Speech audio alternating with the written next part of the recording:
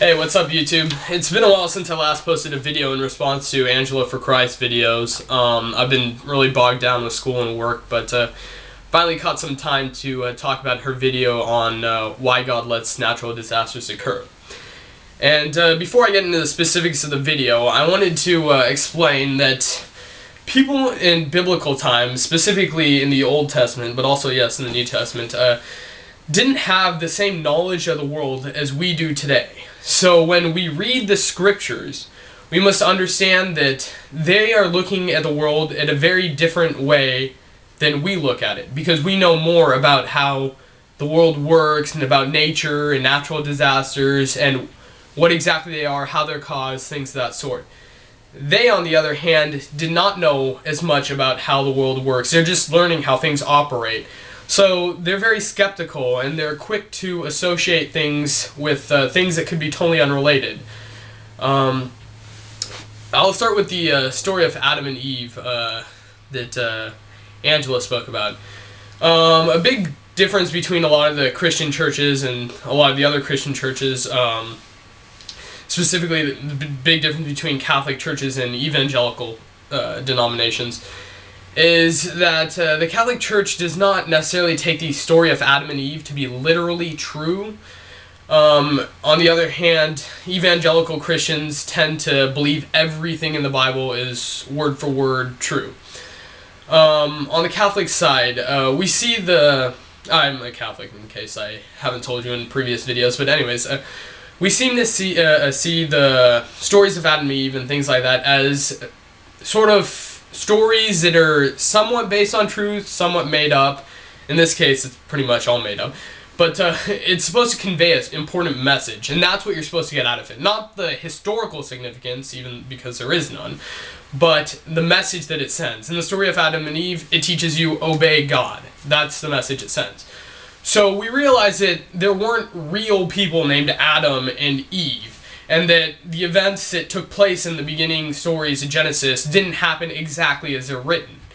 They're just what someone assumed happened by making observations of the world. It's a nice way of, like when you want to explain something to a child, you tell them a story to put it in terms that they can understand. So the story of Adam and Eve is a way of putting things in terms that we can understand. God cursing the earth. God does not want to condemn us to craziness. I mean, he put us on earth, he created us in his image, and he loves us. He's not here to sit back and say, well, you guys disobeyed me once, so we're screwing you all. I mean, and to begin with, we never disobeyed him once. This whole original sin thing is is an explanation of why we're out of sync with God and stuff like that. But is it literally true that Adam ate of the apple and Eve ate of the apple? No, that's just a story that's supposed to convey the message, obey God. So Angela goes on in her videos to talk about Noah and the flood and how the world's so much different after the flood. Now, here's where we go back to the biblical people not knowing as much as we do today. Back then, they didn't know how big the world was. To them, the small area that they lived in was the world. I mean, up until 1492, Columbus doesn't even know that North America exists, or South America. I mean, the world map is very small in biblical times, because they had no knowledge of outside cultures.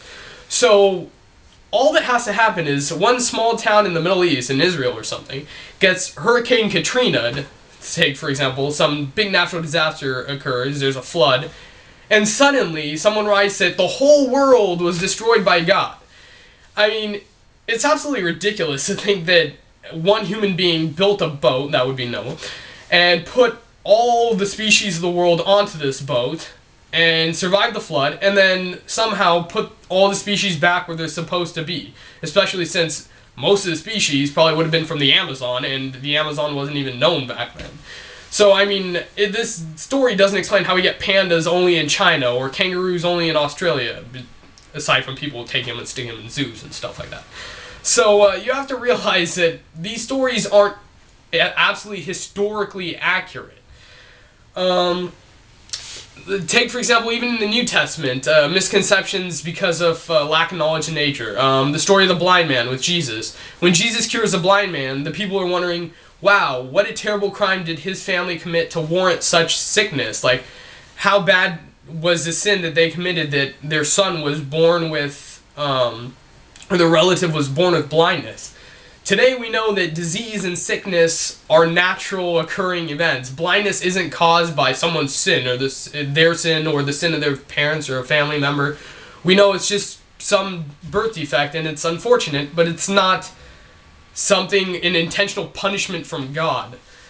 Angela talks about the signs of the times and how the end is coming because all these natural disasters occur.